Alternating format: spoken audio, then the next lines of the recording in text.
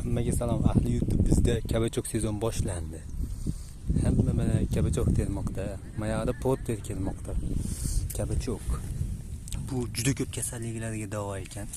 Agar qaysi kasalliklarga davo bo'lishini bilsam, sizlarga albatta video qilaman. Xullas, kelaverasizlar. Kabachok sezon boshlandi bizda. Bu Boshqovoqni ukasi, Bodringda akasi ekan. Juda zo'r qovurib ham yesa bo'lar ekan, qaynatib ham yesa bo'lar ekan. Xullas, yoqmaganlar yemasa ham bo'lar ekan.